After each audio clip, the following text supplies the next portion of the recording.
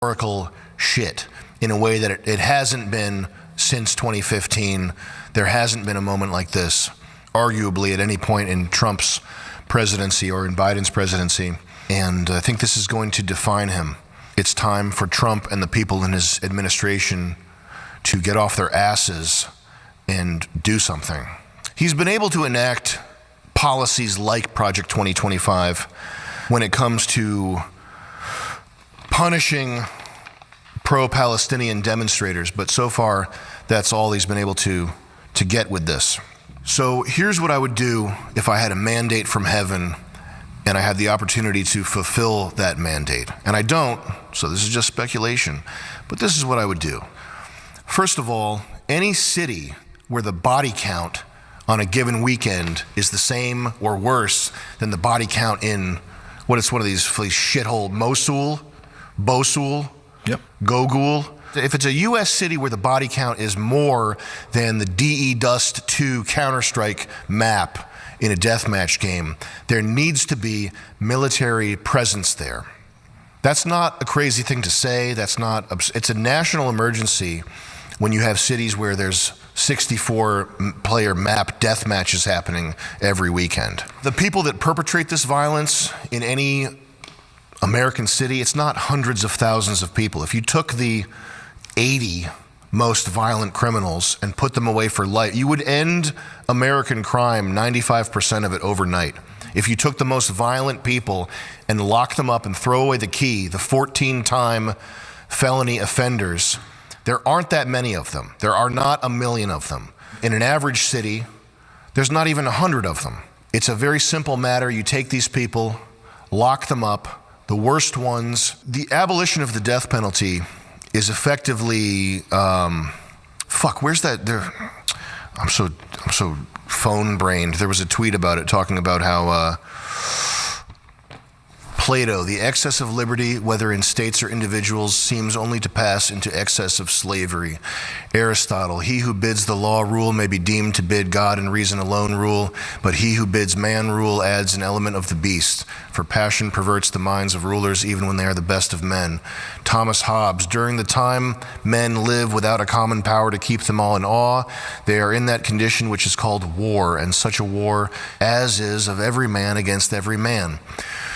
Cesare Beccaria. I don't remember what games he made music for, but crimes are more effectually prevented by the certainty than the severity of punishment. Nietzsche, a great danger for mankind begins with the criminal indulgence of decadence, with the sympathy for the ill-constituted and weak. I don't know who that last one is, probably some pedophile, so we'll skip that one.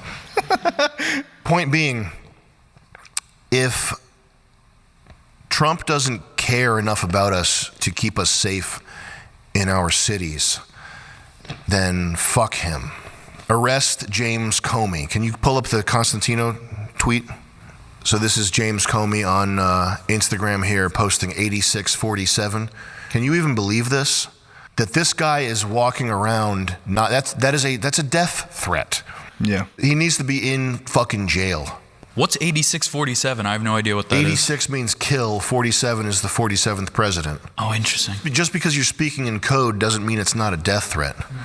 It makes Trump look like a fucking clown that Comey hasn't been arrested for that. That's ridiculous. Now's the time. Lock his ass up. Mass deportations, energy deregulation, firing civil servants. The Democrat Party, wrap it up.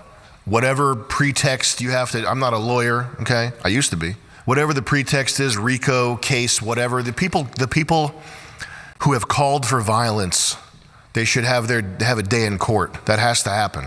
All leftists who have called for violence or hinted at it have to be arrested. Tim Waltz, any celebrity who said, wouldn't it be funny if President Trump were assassinated? Pretending like that's not a dangerous threat and not taking action on it makes him look like a fucking clown.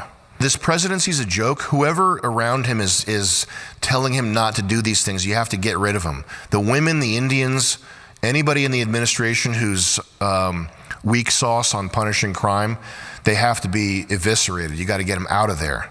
Just kick them out, man. Programs like Ukraine Aid, Green Energy, shut all that shit down. Any NGO or whatever, however these people organize their their graft, 501c, I don't know how it works. These organizations, any money that's flowing into them, you got to cut that off immediately. Are all the J6ers out of jail, or are any of them still in jail? That's a good question. There should be just very few, if any, but they too and they should the get crew. post, like after the fact pardons, like whatever the legal thing, like you did nothing wrong. They should get fucking medals. The J6ers should get medals, even the crazy ones. Even if one was there, got in a drunk driving accident after.